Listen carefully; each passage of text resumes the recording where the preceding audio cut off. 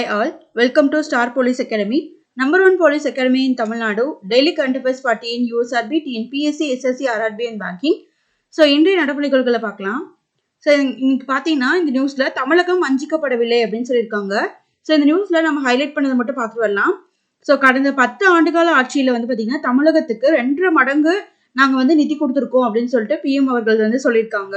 So அது போக அவர் தமிழ்நாடை பற்றி என்னென்னலாம் பேசியிருக்காரு அப்படின்றத பார்த்து வச்சுக்கோங்க. ஸோ இது வந்து உங்களுக்கு எங்கேயாவது எழுதுறதுக்கு யூஸ்ஃபுல்லாக இருக்கும். பாரத நாட்டின் வளம் மற்றும் கலாச்சார மரபின் பிரதிபலிப்பு தான் தமிழகம். தமிழ்மொழி மற்றும் ஞானம் என்ற பழமையான கருவூலம் தமிழகத்தின் வசம் உள்ளது. எப்போதெல்லாம் தமிழ்நாட்டிற்கு வருகிறேனோ அப்போதெல்லாம் ஒரு புதிய சக்தியை நிரப்பிச் செல்கிறேன் அப்படின்னு வந்து சொல்லியிருக்காரு. ஸோ அது போல வேற என்னென்னலாம் வந்து தமிழ்நாட்டில் வந்து எவிடன்ஸா வந்து சொல்லியிருக்காரு அப்படின்னு பார்த்தீங்கன்னா, ஏன் வந்து திருச்சிக்கு வந்திருக்காரு, அங்க வந்து பார்த்தீங்கன்னா ஒரு ஏர்போர்ட்டோட டெர்மினலை வந்து ஓப்பன் பண்ணி வச்சிருக்காரு. அதாவது ஒரு விமான நிலையத்தோட ஒரு புதிய முனையத்தை வந்து பார்த்தீங்கன்னா ஸ்டார்ட் பண்ணி வச்சிருக்காரு. ஸோ அதனாலதான் திருச்சிக்கு வந்திருக்காரு. திருச்சிக்கு வந்ததுக்கு அப்புறம் இங்க யாரெல்லாம் எவிடன்ஸா ஹிஸ்டரியில வந்து வச்சு பேசியிருக்காரு அப்படின்னு பாத்தீங்கன்னா, பல்லவர்கள், சோழர்கள், பாண்டியர்கள் மற்றும் நாயக்கர்கள். ஸோ இவங்களோட பல்வேறு அரச வம்சங்களின் நல்லாட்சி மாதிரிகள் கண்கூடாக காண கிடைக்கிறது வந்து பாத்தீங்கன்னா இந்த திருச்சியில தான் அப்படின்னு வந்து சொல்லியிருக்காரு. ஸோ அது போக வேற எதெல்லாம் பத்தி பேசியிருக்காரு அப்படின்னு பாத்தீங்கன்னா, காசி தமிழ்ச்சங்கமும் மற்றும் சௌராஷ்டிரா தமிழ்ச்சங்கமும் வந்து அதாவது கல்ச்சரை வந்து பரிமாறிக்கிறதுக்கு வந்து ஹெல்ப் பண்ணுது அப்படின்னு சொல்லியிருக்காங்க. ஸோ இது நம்ம இப்போ கூட பார்த்துருப்போம். காசி தமிழ்ச்சங்கமும் 2.0 வாரணாசியில வந்து நடந்துச்சு அப்படின்னு சொல்லிட்டு, அதிலே வேற எதை பத்தி எல்லாம் பேசியிருக்காரு அப்படின்னு பாத்தீங்கன்னா, தமிழகத்தின் வளர்ச்சி பாரதத்தின் வளர்ச்சி அப்படின்னு சொல்லியிருக்காங்க. ஸோ இதுல வந்து பாத்தீங்கன்னா மேக் இன் இந்தியா ஸ்கீம் பத்தி பேசியிருக்காங்க. மேக் இன் இந்தியா திட்டத்தின் சிறந்த அடையாள தூதராக தமிழகம் வந்து விளங்குகிறது அப்படின்றதையும் பேசியிருக்காரு. ஸோ நெக்ஸ்ட் இங்க வந்து பாத்தீங்கன்னா முக்கியமான ஸ்கீம் மீனவர்களுக்கு திட்டங்கள் அப்படின்னு சொல்லியிருக்காங்க. ஸோ எந்த வருஷம் செப்பரேட் மினிஸ்ட்ரி, அதாவது ஃபிஷரிஸ்க்காக எந்த வருஷம் வந்து ஸ்டார்ட் பண்ணாங்க அப்படின்னா, செப்பரேட் மினிஸ்ட்ரி அப்படின்னா 2019. ஸோ இது ரொம்ப ரொம்ப முக்கியம். ஸோ இங்க என்ன சொல்லியிருக்காங்கன்றது பார்க்கலாம். சுதந்திரத்துக்கு பிறகு முதல் முறையாக மீன்வளத்துறைக்கென பிரத்யேகமான அமைச்சகத்தை ஏற்படுத்தி அதற்கென நிதி ஒதுக்கப்பட்டிருக்கிறது. ஸோ இதான் நம்ம சொன்னோம். எந்த வருஷம் மினிஸ்ட்ரி ஆரம்பிச்சாங்கன்னா 2019. ஸோ இது ரொம்ப ரொம்ப முக்கியமான கொஸ்டின். அதற்கென நிதி ஒதுக்கப்பட்டிருந்தது. முதல் முறையாக மீனவர்களுக்கு கடன் அட்டைகள் மற்றும் பற்று அட்டைகள் வழங்கப்படுகின்றன அப்படின்னு சொல்லியிருக்காங்க. அதாவது debit card and credit card வந்து மீனவர்களுக்குன்னு வந்து தனியா வந்து வழங்கியிருக்காங்க. அதுவும் ஃபர்ஸ்ட் டைம் அப்படின்றதையும் நீங்க ஞாபகம் வச்சுக்கணும். ஸோ அது போக மத்திய அரசின் பெரும் முயற்சியால் துறைமுக திறனிலும் கப்பல்கள் துறைமுகத்துக்கு வந்து செல்லும் நேர அளவிலும் பெரிய மேம்பாடு ஏற்பட்டுள்ளது அப்படின்னு சொல்லியிருக்காங்க. ஸோ இது வந்து ஒரு முக்கியமான டாபிக். ஸோ இந்த நியூஸ் ஏன் அப்படி சொல்றோம் அப்படின்னா, ஸோ நம்ம வந்து யூஎஸ்ஏ அதுக்கப்புறம் வந்து பாத்தீங்கன்னா யூகே, ஸோ இந்த கண்ட்ரிஸ் எல்லாத்தையும் வந்து கம்பேர் பண்ணும்போது நம்மளோட துறைமுகத்துல இருந்து ஒரு இடத்துல இருந்து இன்னொரு துறைமுகத்துக்கு போற அந்த பொருட்களை ஏற்றி செல்ற அந்த டைம் வந்து ரொம்ப ரொம்ப குறைவு. அதனால வந்து நம்ம சீக்கிரமா வந்து ஒரு இடத்துல இருந்து இன்னொரு போர்ட்டுக்கு வந்து சீக்கிரமா நம்ம கொண்டு போயிடுறோம். ஆனா மற்ற கண்ட்ரிஸ்லாம் வந்து நம்மள மாதிரி இல்ல, நம்ம வந்து இதுல வந்து பெட்டர் கண்டிஷன்ஸ்ல தான் இருக்கும் அப்படின்னு வந்து சொல்லியிருக்காங்க. இதுதான் அது. ஸோ உங்களுக்கு இந்த நியூஸ் வேணும் அப்படின்னா பிப் வெப்சைட்ல வந்து பாத்தீங்கன்னா இந்த ஒரு ஆர்டிக்கல் இருக்கும். ஸோ அதுல வந்து பாத்தீங்கன்னா மினிஸ்ட்ரி ஆஃப் ஷிப்பிங் அண்ட் ரயில்வேஸ்ல வந்து பாத்தீங்கன்னா அவங்களோட ஒரு டேட்டா வந்து ரிலீஸ் பண்ணியிருப்பாங்க. ஸோ அதுல வந்து பாருங்க நிறைய ஸ்கீம்ஸ் வந்து அதுல மென்ஷன் பண்ணியிருப்பாங்க. அதுல இந்த பாயிண்ட்டும் வந்து மென்ஷன் பண்ணியிருப்பாங்க. ஸோ நெக்ஸ்ட் இந்த நியூஸ்ல இங்க அதே நியூஸ் தான், தேசிய பேரிடர் நிவாரண நிதி வந்து கேட்டிருக்காரு. ஸோ ஏன் வந்து கேட்டிருக்காரு அப்படின்னா, நம்மளோட தமிழ்நாட்டுல முக்கியமா சென்னை, அதுக்கப்புறம் வந்து பாத்தீங்கன்னா மற்ற இடமான திருநெல்வேலி, தூத்துக்குடி, ஸோ இங்க எல்லாமே வந்து ஃப்ளட் வந்துச்சு இல்லையா. ஸோ அதுக்காக தான் வந்து பாத்தீங்கன்னா நிவாரண நிதி கேட்டிருந்தாரு. ஸோ அதுக்கு வந்து இங்க பார்க்கலாம். ஸோ அது போக இங்க வந்து பாத்தீங்கன்னா அதாவது சவுத் சைட்ல கன்னியாகுமரி, ஸோ இங்கெல்லாம் போகணும் அப்படின்னா மதுரை ஏர்போர்ட்டை தான் வந்து நம்ம யூஸ் பண்றதா இருக்கு. ஸோ அதனால வந்து சிஎம் அவர்கள் வந்து பிஎம் கிட்ட என்ன சொல்லியிருக்காருன்னா, மதுரை விமான நிலையத்தை பன்னாட்டு விமான நிலையமா நீங்க வந்து அறிவிக்கணும் அப்படின்னு சொல்லியிருக்காரு. அது மட்டும் இல்லாம Chennai to Penang and Chennai to Tokyo இடையே நேரடி விமான சேவையை முன்னுரிமை அடிப்படையில் தொடங்க வேண்டும் அப்படின்னு சொல்லியிருக்காரு. இது ரொம்ப ரொம்ப முக்கியமானதை பார்த்து வச்சுக்கோங்க. எந்த ஏர்போர்ட்டை வந்து பாத்தீங்கன்னா பன்னாட்டு விமான நிலையமா அறிவிக்கணும் அப்படின்னு சிஎம் கேட்டிருந்தாருன்னா மதுரை அப்படின்றத தெரிஞ்சுக்கோங்க. ஏன் அப்படின்னா சவுத் சைட்ல இருக்க பீப்புள் வந்து ஈஸியா வந்து டிரான்ஸ்போர்ட் பண்றதுக்கு மதுரை ஏர்போர்ட் வந்து ஹெல்ப் பண்ணுது அப்படின்றதுக்காக. ஸோ அதாவது கன்னியாகுமரி இங்கெல்லாம் நம்ம டூர் போகணும்னா நம்ம பஸ்ல போனோம்னா 1 டேவே ஆகும் இல்லையா. ஸோ அதனாலதான் வந்து அதை குறைக்கிறதுக்காக இந்த மாதிரி விமான நிலையம் விமான சேவை வந்து நம்ம கொடுத்தோம்னா அங்க வந்து அந்த மக்களுக்கு வந்து ஹெல்ப்ஃபுல்லா இருக்கும். ஸோ அதனாலதான் மதுரையை வந்து பாத்தீங்கன்னா பன்னாட்டு விமான நிலையமா அறிவிக்கணும் அப்படின்னு சொல்லிட்டு சிஎம் வந்து பிஎம் கிட்ட ரெக்வஸ்ட் வச்சிருக்காரு. ஸோ நெக்ஸ்ட் இந்த நியூஸ்ல ஜப்பான் ஓடுதளத்தில் விமானங்கள் மோதி தீக்கிரை அப்படின்னு சொல்லியிருக்காங்க. ஸோ இதுல இதுவும் பாத்தீங்கன்னா முதல் முறை அப்படின்ற இதுதான். ஸோ நீங்க பாத்துக்கணும். ஜப்பானில் கடந்த 1985 ஆண்டுக்கு பிறகு ஏற்பட்டுள்ள உயிர் சேதத்தை ஏற்படுத்தியுள்ள முதல் விமான விபத்து இதுதான் அப்படின்னு சொல்லியிருக்காங்க. ஸோ இந்த ஏர்பஸ்னா இந்த விமானம் தான். ஸோ அதோட பேர் வந்து பாத்தீங்கன்னா A350 ரக விமானம். அறிமுகப்படுத்தியதிலிருந்து அந்த ரக விமானம் ஒன்று விபத்தில் முற்றிலும் நாசமானது இதுதான் வந்து ஃபர்ஸ்ட் டைம் அப்படின்றதையும் சொல்லியிருக்காங்க. சரிங்களா? ஸோ நெக்ஸ்ட் நியூஸ்ல வந்து பாத்தீங்கன்னா வட மாநிலங்களில் பெட்ரோல் மற்றும் டீசல் தட்டுப்பாடு அப்படின்னு சொல்லியிருக்காங்க. ஏன் அப்படின்னா ஸோ அங்க இருக்க லாரி ஓட்டுநர்கள் எல்லாருமே வந்து பாத்தீங்கன்னா ஸ்ட்ரைக்ல வந்து ஈடுபட்டு இருக்காங்க. ஸோ இதுல வந்து முக்கியமா நீங்க தெரிஞ்சுக்க வேண்டியது ஹிட் அண்ட் ரன் அப்படின்ற ஒரு சட்டம் வந்து சிஆர்பிசில வந்து ஆட் பண்ணியிருக்காங்க. ஸோ அதுல என்னன்னா இப்போ வந்து ஒருத்தர் வந்து விபத்து ஏற்படுத்திட்டு போறாரு அப்படின்னா ஸோ அவர் வந்து போலீஸ் கிட்ட இன்ஃபார்ம் பண்ணிட்டாரு. அதாவது அந்த விபத்து ஏற்படுத்தினவர் போலீஸ் கிட்ட இன்ஃபார்ம் பண்ணிட்டாருன்னா அவர் மேல வந்து நாங்க குற்றம் சுமத்த மாட்டோம் அப்படின்னு வந்து சொல்லியிருந்தாங்க. சப்போஸ் அவர் இடிச்சுட்டு அவர் பாட்டுக்கு போயிட்டாரு அப்படின்னா ஸோ கண்டிப்பா அவருக்கு வந்து 10 வருஷம் சிறை தண்டனையும் 7 லட்சம் வந்து பாத்தீங்கன்னா அபராதமும் விதிக்கப்படும் அப்படின்னு சொல்லிட்டு அந்த சிஆர்பிசி ஆக்ட்ல வந்து சொல்லியிருந்தாங்க ரீசெண்டா ஆட் பண்ணதுல. ஸோ அதனாலதான் எல்லா லாரி டிரைவர்ஸும் வந்து பாத்தீங்கன்னா ஸ்ட்ரைக் பண்ணியிருக்காங்க நார்த் இந்தியால அப்படின்றது தெரிஞ்சுக்கோங்க. ஸோ அதுதான் இது இங்க பார்க்கலாம். இதில் பாரதிய நியாய சங்கீதா அதாவது சிஆர்பிசி பில்லை பத்தி தான் சொல்லியிருக்காங்க. சாலையில் விபத்தை ஏற்படுத்தி விட்டு தெரிவிக்காமல் தப்பியோடும் கனரக வாகன ஓட்டுநர்களுக்கு அதான் லாரி ஸோ ட்ரக்கு ஸோ இதெல்லாம் வச்சிருக்காங்க இல்லையா. ஸோ அவங்க வந்து அவங்க வந்து சப்போஸ் வந்து விபத்து ஏற்படுத்திட்டாங்க அப்படின்னா அதிகபட்சமாக 10 ஆண்டுகள் சிறை தண்டனையும் அதுக்கப்புறம் வந்து பாத்தீங்கன்னா ரூபாய் 7 லட்சம் வரை அபராதமும் விதிக்கும் வகையில தான் இந்த தண்டனை வந்து கடுமையாக்கப்பட்டிருக்கு அப்படின்னு சொல்லியிருக்காங்க. ஆனா இது வந்து இன்னும் அமலுக்கு வரல அப்படின்றதையும் இங்க சொல்லியிருக்காங்க. ஸோ நெக்ஸ்ட் இந்த நியூஸ்ல அப்படி ஒரு சட்டம் இருக்கு ஆனா வந்து அது இன்னும் அமலுக்கு வரல அப்படின்றது சொல்லியிருக்காங்க. சரிங்களா? ஸோ நெக்ஸ்ட் இந்த நியூஸ்ல தமிழகத்துக்கு ரூபாய் 20,140 கோடியில் புதிய திட்டங்கள் அப்படின்னு சொல்லியிருக்காங்க. ஸோ நமக்கே தெரியும் பிரதமர் அவர்கள் வந்து திருச்சிக்கு வந்திருக்காரு. ஸோ அங்க வந்து நிறைய ஸ்கீம்ஸ்க்கு வந்து பாத்தீங்கன்னா அடிக்கல் வந்து நாட்டிருக்காரு. ஸோ அதுல யாரெல்லாம் பத்தி பேசியிருக்காரு அப்படின்னா விஜயகாந்த் அவர்களையும் MS சுவாமிநாதன் அவர்களையும் பாராட்டி புகழாரம் வந்து செஞ்சிருக்காங்க. ஏன்னா 2 பேருமே இல்லை. ஸோ அதுக்காக ஸோ நெக்ஸ்ட் அது போக இங்க பாத்தீங்கன்னா 2025 ஆண்டுக்குள்ள 121 பசுமை விமான நிலையங்கள் வந்து அமைக்க போறதா வந்து சொல்லியிருக்காங்க. மொத்தம் இந்தியால 149 விமான நிலையங்கள் இருக்கு.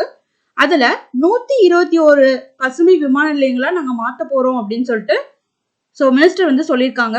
ஸோ பாத்துக்கோங்க. அது மட்டும் இல்லாம பிரதமர் மோடி அவர்கள் முக்கியமா ஒரு உலையை வந்து திறந்து வச்சிருக்காரு. ஸோ இங்க வந்து பாத்தீங்கன்னா கல்பாக்கம்ல ஒரு உலை இருக்கு. ஸோ அந்த உலை வந்து பாத்தீங்கன்னா இது வந்து ஃபாஸ்டர் பிரீடர் ரியாக்டரா வந்து செயல்படுது அப்படின்றது தெரிஞ்சுக்கோங்க.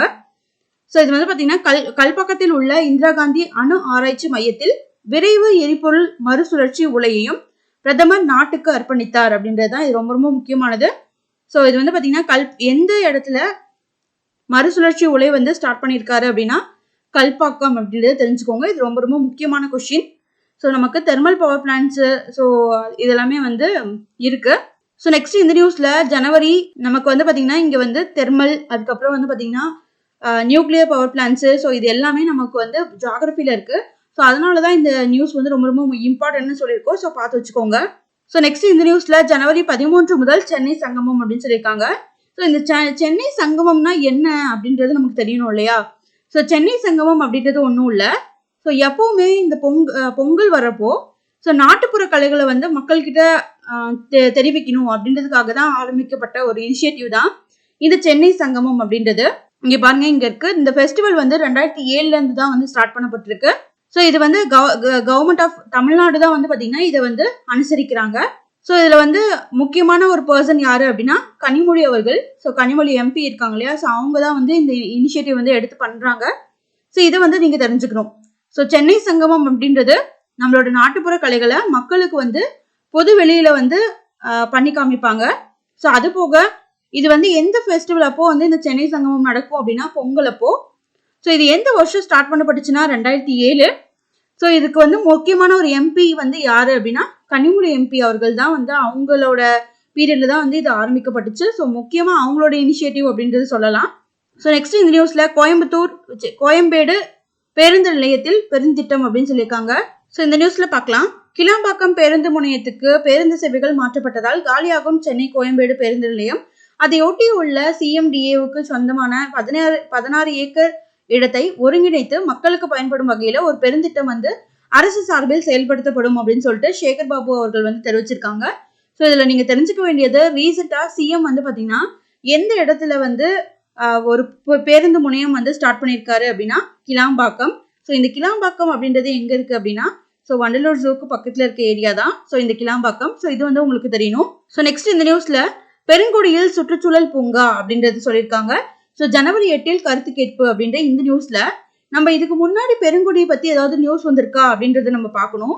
ஸோ பெருங்குடி அப்படின்னாலே உங்களுக்கு பயோ மைனிங் அப்படின்ற ஒரு மெத்தட் வந்து பண்ணிட்டு இருக்காங்க அங்க பெருங்குடியில. ஸோ இது வந்து நல்லா ஞாபகம் வச்சுக்கோங்க. இப்போ பயோ மைனிங் அப்படின்றது என்ன அப்படின்னா, ஸோ இங்க எழுதியிருக்கேன் பாருங்க. So technique of extracting metals from ores and other solid materials. அதாவது இந்த மாதிரி குப்பை கூலங்கள்ல இருந்து ஸோ உலோகங்களை வந்து பிரித்தெடுக்கிறதுக்கான முறை தான் வந்து பாத்தீங்கன்னா பயோ மைனிங். ஸோ இந்த பயோ மைனிங் மெத்தட்ல எந்த இடத்துல சென்னையில வந்து அந்த குப்பையை வந்து பிரித்தெடுக்கிறாங்க அப்படின்னு கேட்டாங்கன்னா, குப்பையில இருந்து அந்த உலோகத்தை பிரித்தெடுக்கிறாங்க அப்படின்னு கேட்டாங்கன்னா அது வந்து ஆன்சர் வந்து பெருங்குடி. ஸோ இது ரொம்ப ரொம்ப முக்கியமான கொஸ்டின். ஸோ ஞாபகம் வச்சுக்கோங்க. ஸோ நெக்ஸ்ட் நியூஸ், காமராஜர் துறைமுகத்தில் ரூபாய் 206 கோடியில் புதிய சரக்கு முனையம் அப்படின்னு சொல்லியிருக்காங்க. ஸோ இது வந்து யார் தொடங்கி வச்சிருக்காங்கன்னா பிரதமர் மோடி அவர்கள். ஸோ இது ஞாபகம் வச்சுக்கோங்க. நெக்ஸ்ட் நியூஸ், தூத்துக்குடி துப்பாக்கிச்சூடு சம்பவம். ஸோ இதுக்கு வந்து பாத்தீங்கன்னா ஒரு ஆணையம் வந்து அமைச்சிருந்தாங்க. ஸோ அதுவும் அந்த ஆணையத்தோட மெம்பர் ஹெட் வந்து யாரு அப்படின்றது தெரியணும். ஸோ அவங்க பேர் வந்து பாத்தீங்கன்னா நீதிபதி அருணா ஜெகதீசன். ஸோ இது ரொம்ப ரொம்ப முக்கியமான கமிட்டி. ஸோ பார்த்து வச்சுக்கோங்க. ஸோ நெக்ஸ்ட் இந்த நியூஸ்ல இளைஞர்களின் திறமையில் நம்பிக்கை அப்படின்னு சொல்லியிருக்காங்க. ஸோ பிரதமர் மோடி அவர்கள் வந்து பாத்தீங்கன்னா பாரதிதாசன் யூனிவர்சிட்டியில ஸோ பட்டமளிப்பு விழால வந்து கலந்துக்கிட்டாரு. ஸோ ஒரு பிஎம் ஃபர்ஸ்ட் டைம் இந்த பட்டமளிப்பு விழால கலந்துக்கிட்டது இதுதான் வந்து ஃபர்ஸ்ட் டைம் அப்படின்றத சொல்லியிருக்காங்க. ஸோ அதே மாதிரி ஃபர்ஸ்ட் பிஎம் ஸோ இந்த மாதிரி ஃபங்க்ஷன்ல கலந்துக்கிட்டதும் இதுதான் முதல் முறை அப்படின்றத ஞாபகம் வச்சுக்கோங்க. சரிங்களா? ஸோ இங்க பாருங்க, இந்த விழாவில் பங்கேற்கும் பாக்கியம் பெற்ற முதல் பிரதமர் அப்படின்றத வந்து நான் மகிழ்ச்சி அடைகிறேன் அப்படின்னு சொல்லியிருக்காரு. ஸோ அது போக 2047க்குள்ள இந்தியா வந்து வளர்ந்த இந்தியாவா வந்து மாறிடும் அப்படின்றதையும் பத்தி பேசியிருக்காரு. இதுல வந்து பாத்தீங்கன்னா 2014 4000 இருந்த நம்ம வந்து பேட்டன்ட் ரைட்ஸ் வந்து இப்போ வந்து நம்ம 50,000 வந்து தாண்டி போயிட்டு இருக்கோம் அப்படின்றதையும் சொல்லியிருக்காரு. ஸோ அது மட்டும் இல்லாம இங்க ஆசிய விளையாட்டு அண்ட் ஆசிய பாரா விளையாட்டுகள்ல நம்ம பெற்ற மெடல்ஸை பத்தி பேசியிருக்காரு. ஆசிய விளையாட்டுல நம்ம 107 மெடல்ஸும் ஆசிய பாரா விளையாட்டுல 111 மெடல்ஸும் வந்து நம்ம வின் பண்ணியிருந்தோம் இந்தியா சைட்ல. ஸோ அதை பத்தியும் பேசியிருக்காரு. ஸோ இந்த நியூஸ்ல வந்து பாத்தீங்கன்னா இங்க வந்து கடந்த 10 வருஷத்துல ஏர்போர்ட்ஸோட எண்ணிக்கை வந்து பாத்தீங்கன்னா 74 இருந்துச்சு. இப்போ வந்து 150 கிட்ட இருக்கு அப்படின்றத சொல்லியிருக்காரு. ஸோ இந்த நியூஸ்ல தமிழ்நாடு சிஎம் அவர்கள் வந்து எதெல்லாம் பத்தி பேசியிருக்காரு அப்படின்றத பார்க்கலாம். ஸோ நான் முதல்வன் ஸ்கீம் பத்தி பேசியிருக்காரு. ஸோ இந்த ஸ்கீம் வந்து நம்ம ஆல்ரெடி நிறைய டைம் பேசியிருக்கோம். ஸோ என்னென்ன ஸ்கீம் அப்படின்றது மட்டும் சொல்றேன். அதே போல புதுமை பெண் திட்டம் பத்தி பேசியிருக்காரு. ஸோ இந்த புதுமை பெண் திட்டம் அப்படின்றது 12th முடிச்ச ஸ்டூடெண்ட்ஸ் வந்து காலேஜ்ல போய் படிக்கிறாங்கன்னா ஸோ அவங்களுக்கு வந்து 1000 rupees வந்து ஃபெலோஷிப்பா நம்ம கொடுக்கறது தான். ஸோ அதுதான். அது போக இங்க வந்து பாத்தீங்கன்னா இந்த மாதிரி கவர்மெண்ட் ஸ்கூல்ல இருந்து படிக்கிற ஸ்டூடெண்ட்ஸ் வந்து ஐஐடி ஐஏஎம் ஸோ இந்த மாதிரி இடத்துல போய் படிக்கிறாங்க அப்படின்னா அவங்களுக்கு வந்து பாத்தீங்கன்னா அந்த செலவை வந்து பாத்தீங்கன்னா கவர்மெண்டே ஏத்துக்கும் அப்படின்னு வந்து சொல்லியிருந்தாங்க. ஸோ அதை பத்தி இங்க பேசியிருக்காங்க. அதே மாதிரி வந்து பாத்தீங்கன்னா 7.5 ஹரிசாண்டல் ரிசர்வேஷன் பத்தியும் பேசியிருக்காங்க. அதாவது தொழில் இதுலயும் சரி, அது மட்டும் இல்லாம சரி, மருத்துவ இதுலயும் சரி பாத்தீங்கன்னா 7.5 ரிசர்வேஷன் வந்து இருக்கு தமிழ்நாட்டுல. ஸோ கவர்மெண்ட் ஸ்கூல்ல படிக்கிற ஸ்டூடெண்ட்ஸ்க்கு வந்து அது வந்து எலிஜிபிள். ஸோ அதே மாதிரி வந்து பாத்தீங்கன்னா பிஹெச்டி மாணவர் சேர்க்கையில வந்து பாத்தீங்கன்னா நாட்டிலே தமிழ்நாடு தான் வந்து முதன்மை மாநிலமா இருக்கு அப்படின்றதையும் பத்தி முதல்வர் மு க ஸ்டாலின் அவர்கள் வந்து பேசியிருக்காரு. அது மட்டும் இல்லாம வேற எதை பத்தி சொல்லியிருக்காருன்னா உயிர்கல்வியின் பூங்கா தமிழகம் அப்படின்னு வந்து கோட் பண்ணியிருக்காரு.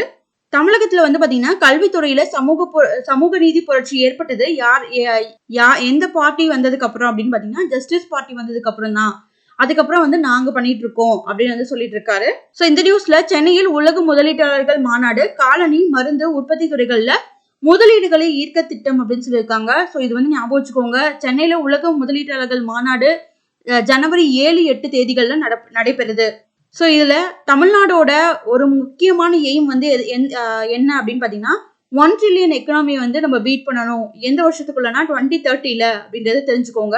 அது மட்டும் இல்லாம ஆட்டோமொபைல் உற்பத்தி துறையில இந்தியாவிலேயே தமிழ்நாடு முன்னிலை மாநிலமாக திகழ்கிறது. ஸோ இதை நம்ம பார்த்துருப்போம். டெட்ராய்ட் ஆஃப் ஏஷியா வந்து பாத்தீங்கன்னா சென்னை அப்படின்னு சொல்லிட்டு. ஸோ இது ஞாபகம் வச்சுக்கோங்க. ஸோ நெக்ஸ்ட் இந்த நியூஸ்ல உள்நாட்டு போர் தொடர்பாக உண்மை கண்டறியும் ஆணையம். ஸோ இது வந்து எங்க பண்ணிருக்காங்க அப்படின்னு பாத்தீங்கன்னா இலங்கை அரசுதல் அறிவிக்கை வெளியீடு அப்படின்னு சொல்லியிருக்காங்க. அதாவது 1983 இருந்து 2009 வரைக்கும் நடந்த இந்த போர், அதுக்கப்புறம் வந்து பாத்தீங்கன்னா இந்த போர் விளைவால ஏற்பட்ட அந்த மக்கள் பட்ட துன்பம், ஸோ இது எல்லாத்தையும் வந்து பாத்தீங்கன்னா வெளிக்கொண்டு வர்றதுக்காக தான் இந்த ஆணையம் வந்து அமைச்சிருக்காங்க. அது பேர் வந்து பாத்தீங்கன்னா உண்மை கண்டறியும் ஆணையம் அப்படின்னு சொல்லியிருக்காங்க. ஸோ இது ஞாபகம் வச்சுக்கோங்க. இலங்கையில் உண்மை, ஒற்றுமை மற்றும் நல்லிணக்கம் என்று பெயரிடப்பட்டுள்ள அந்த ஆணையம் போரின் போது அல்லது அதன் விளைவாக ஏற்பட்ட உயிர் மற்றும் பொருள் சேதங்கள், மனித உரிமை மீறல்கள் குறித்த புகார்கள் அல்லது குற்றச்சாட்டுகளை கண்டிப்பா விசாரிக்கும் அப்படின்றத தெரிவிச்சிருக்காங்க. ஸோ நெக்ஸ்ட் இந்த நியூஸ்ல மகளிர் உரிமை தொகை திட்டம் 323 புதிய பணிகள் உருவாக்கம் அப்படின்னு சொல்லியிருக்காங்க. ஸோ இது ரொம்ப ரொம்ப முக்கியமான நியூஸ். ஸோ மகளிர் உரிமை தொகை, ஸோ இதுவும் வந்து பாத்தீங்கன்னா பெண்களுக்கு வந்து பாத்தீங்கன்னா 1000 ரூபாய் வந்து கொடுத்துட்டு இருக்காங்க. ஸோ இது வந்து தெரியணும். ஸோ இந்த நியூஸ் தேவையில்லை. இது வந்து பார்க்கலாம். நேரம் தவறாமை விமான நிலையங்கள் ஹைதராபாத்துக்கு 2வது இடம் அப்படின்னு சொல்லியிருக்காங்க. ஸோ இந்த நியூஸ்ல பொறுத்த வரைக்கும் இது என்ன நியூஸ் அப்படின்னா, ஒரு ஏர்போர்ட் வந்து அரைவ் ஆகுறதோ டிபார்ச்சர் ஆகுறதோ ஸோ சீக்கிரமா வந்து பண்றாங்க அப்படின்றதுனால சொல்றாங்க. ஸோ கரெக்டா வந்துட்டு கரெக்டா அந்த ஆன் டைம்க்கு வந்து டிபார்ச்சரும் ஆகுது அப்படின்றத சொல்றாங்க. ஸோ இதுல எந்த விமான நிலையத்துக்கு வந்து பாத்தீங்கன்னா செகண்ட் பிளேஸ் வந்து கிடைச்சிருக்கு அப்படின்னா ஹைதராபாத் ஏர்போர்ட். ஸோ இது வந்து நீங்க தெரிஞ்சுக்கணும். தேர்ட் வந்து பாத்தீங்கன்னா பெங்களூரு ஏர்போர்ட்க்கு வந்து கிடைச்சிருக்கு. ஸோ அதே மாதிரி ஃபர்ஸ்ட் பிளேஸ் வந்து யாருக்கு கிடைச்சிருக்கு அப்படின்னா அமெரிக்காவோட மினியாபோலிஸ் செயின்ட் பால் சர்வதேச விமான நிலையத்துக்கு ஃபர்ஸ்ட் பிளேஸ் வந்து கிடைச்சிருக்கு அப்படின்றத தெரிஞ்சுக்கோங்க. நெக்ஸ்ட் நியூஸ், ரயில் விபத்துக்களை தடுக்க நடவடிக்கைகள் அப்படின்னு சொல்லியிருக்காங்க. விவரங்களை சமர்ப்பிக்க மத்திய அரசுக்கு உச்சநீதிமன்றம் உத்தரவு. ஸோ இந்த நியூஸ் நம்ம வந்து பார்த்துருப்போம். ஒடிஷால இந்த பாலசூர் அப்படின்ற அந்த இடத்துல வந்து ரயில் ஆக்சிடென்ட் வந்து நடந்துச்சு. ஸோ அதுல வந்து கிட்டத்தட்ட 300க்கும் மேற்பட்டவர்கள் வந்து இறந்து போனாங்க அப்படின்னு சொல்லி பார்த்தோம். ஸோ அப்போ வந்து அந்த நியூஸ்ல வந்து கவச் அப்படின்ற அந்த ஒரு கருவிகள் வந்து பொருத்தப்படலை அப்படின்னு வந்து சொல்லியிருந்தாங்க. ஸோ அந்த கவச் தொழில்நுட்பத்தை பத்தி தான் இங்க பேசியிருக்காங்க. கவச் தொழில்நுட்பத்தை நாடு முழுவதும் அனைத்து ரயில் வழித்தடங்களிலும் விரைந்து நடைமுறைப்படுத்த இந்திய ரயில்வேக்கு உரிய வழிகாட்டுதலை வழங்க வேண்டும் என்று மனுவில் வலியுறுத்தப்பட்டது அப்படின்னு சொல்லியிருக்காங்க.